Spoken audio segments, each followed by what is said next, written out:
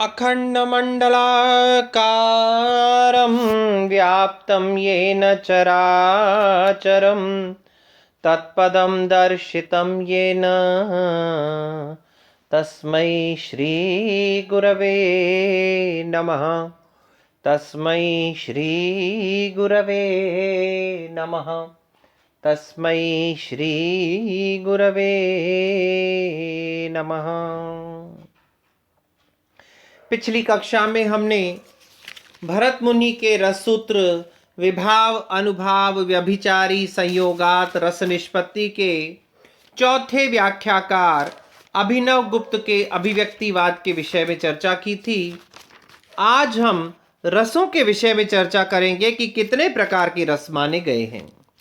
मम्मट लिखते हैं, श्रृंगार हास्य करुण रौद्र वीर भयानका विभत्स अद्भुत संज्ञौ चेत अष्टौ नाट्ये रसाः स्मृताः।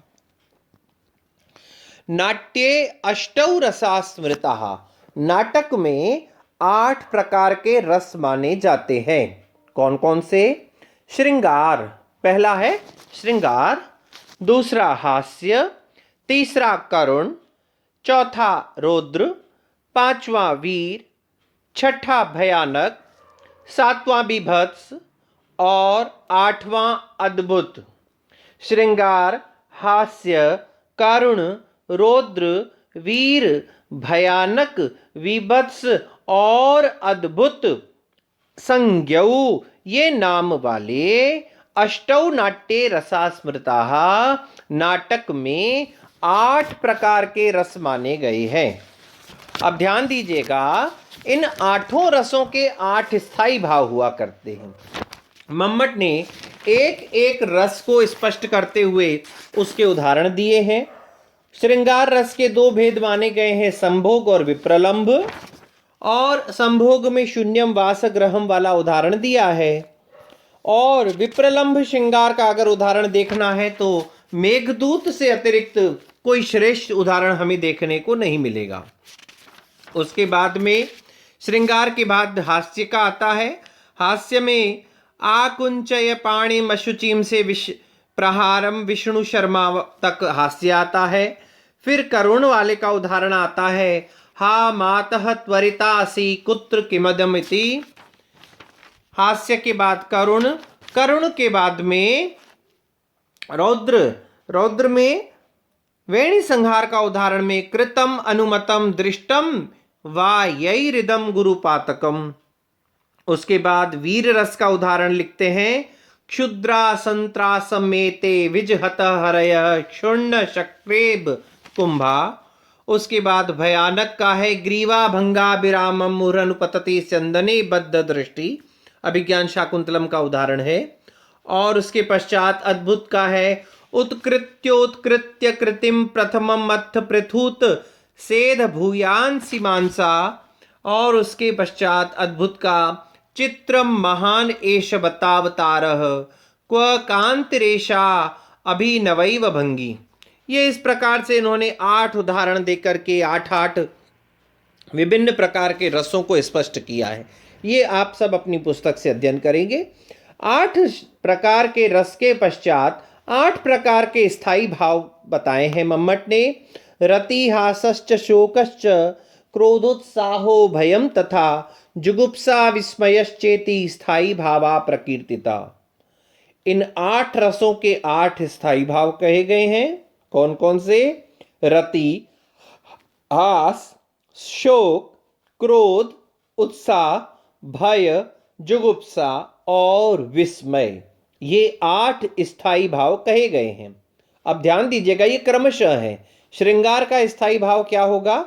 रति। हास्य का स्थायी भाव होगा हासः। करुण का होगा शोक।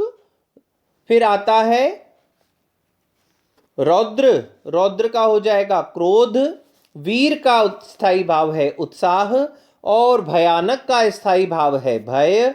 विभत्स रस का स्थायी भाव जुगुप्सा। और अद्भुत रस का स्थायी भाव क्या रहेगा? शेष बचा हुआ विस्मय। तो क्रमशः हम देखें, श्रृंगार, हास्य, करुण, रौद्र, वीर, भयानक, विभत्स, अद्भुत, ये तो 8 रस हो गए, और इन 8 रसों के 8 स्थायी भाव क्रमशः क्या कहलाएंगे? रति, हास, शोक, क्रोध, उत्साह, भय, जुगुप्सा और विस्मय। ये 8 रस और 8 रसों के स्थायी भाव नाटक में माने गए हैं। अब एक विशेष बात मम्मट और कहते हैं, निर्वेद स्थायी भावो अस्ति शांतो अपि नवमो रसः। निर्वेद जिसका स्थायी भाव है, ऐसा शांत भी 9वां रस माना गया है। 9वां रस क्या है? शांत है, और उसका स्थायी भाव है निर्वेद।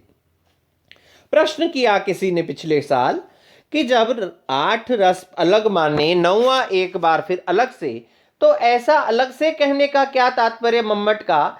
चाहते तो एक साथ 9 ही रसों के स्थायी भाव लिख देते, तो क्या समस्या आ जाती? प्रश्न का उत्तर बहुत सरल है। ध्यान दीजिए, पहले वाले जहां 8 रस माने गए हैं, तो वहां एक बात बहुत स्पष्ट मम्मट ने कही है, नाट्ये अष्टौ रसा स्मृताः। नाटक में 8 रस माने गए हैं, लेकिन काव्य में 9 रस माने गए हैं। इसीलिए काव्य प्रकाश की पहली कारिका नव रस रुचिरा, ध्यान दिया आपने? वहां मम्मट जो है मंगलाचरण में नव रस रुचिरा कहते हैं कि काव्य तो 9 रसों से रुचिर होता है, लेकिन नाटक में 8 रस होते हैं। फिर प्रश्न आता है कि नाटक में 9वां रस शांत क्यों नहीं माना गया है? इसीलिए नहीं माना गया है क्योंकि बाकी 8 रस जो भी हैं, उनका नाटक में अभिनव संभव है, लेकिन शांत रस का अभिनय जो है वह नाटक में संभव नहीं हो सकता है। इसीलिए काव्य में तो 9 रस माने गए हैं, लेकिन नाटक में 8 रस माने गए हैं। तो अब आपको बात स्पष्ट हो गई। जिसका स्थायी भाव निर्वेद है, ऐसा शांत 9वां रस आचार्यों ने माना है। अब हमने रस देख लिए, रसों के स्थायी भाव देख लिए। अब कुछ व्यभिचारी भाव आते हैं।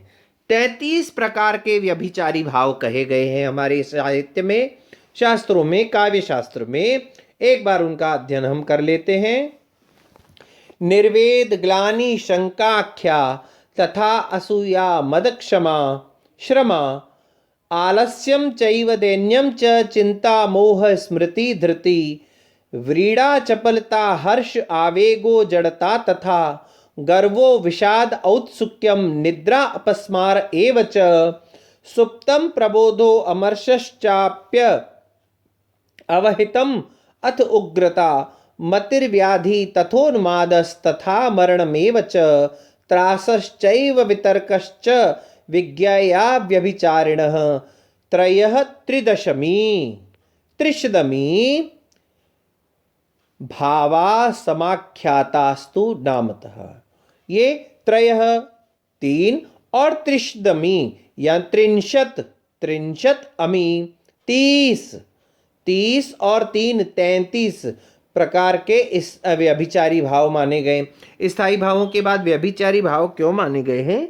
क्योंकि जैसे हमने स्थायी भाव देखा, तो जो जिस रस का स्थायी भाव है वो केवल उसी रस में विद्यमान रहेगा, लेकिन व्यभिचारी भाव जो होते हैं वो किसी भी रस में विद्यमान हो सकते हैं। इधर से उधर अभिचरण करने के कारण से इनको व्यभिचारी भाव कहा जाता है, जिनका कोई एक धनी दोरी ना हो, है ना, मतलब एक स्थायित्व नहीं है, इसीलिए उनको व्यभिचारी कहा जाता है। अब इन 33 व्यभिचारी भावों के नाम हम देख लें क्रमशः। निर्वेद, पहला है निर्वेद, दूसरा ग्लानि, तीसरा शंका, चौथा असूया, पांचवा मद, छठा श्रम, सातवां आलस्य, आठवां दैन्य, नौवां चिंता, 10वां मोह, 11वां स्मृति, 12वां धृति, 13वां व्रीड़ा, 14 चपलता, 15 हर्ष, 16 आवेग, 17 जड़ता, 18 गर्व, 19 विषाद, 20 औत्सुक्य, 21 निद्रा, 22 अपस्मार, 23 सुप्तम यानी सोना, सुप्रबोधो जागना, 25 अमर्ष यानी क्रोध, 26 अवहिथा, 27 उग्रता, 28 मति, 29 व्याधि, 30 उन्माद, 31 मरण मृत्यु, 32 त्रास और 33 वितर्क। ये 33 जो है व्यभिचारी भाव माने गए हैं। 8 रसों के स्थायी भाव नाटक में, 9वां रस काव्य में, यानी 9 रस काव्य में माने गए हैं, और 9 ही रसों के 9 स्थायी भाव तथा 33 व्यभिचारी भाव। आज हमने रस के विषय में अध्ययन किया। आपने ध्यान दिया होगा, रस, भाव और रसाभास, भावाभास। शुरुआत में हमने चौथे उल्लास के प्रारंभ में हमने देखा था, जो अलक्ष्य क्रम व्यंग्य ध्वनि है उसमें पहला उसका भेद जो था रस है। रस के बाद में आता है भाव, और भाव के बाद में आता है रसाभास, भावाभास, और उसके बाद में आगे फिर भावोदय, भाव शांति, भाव संधि, भाव शबलता इत्यादि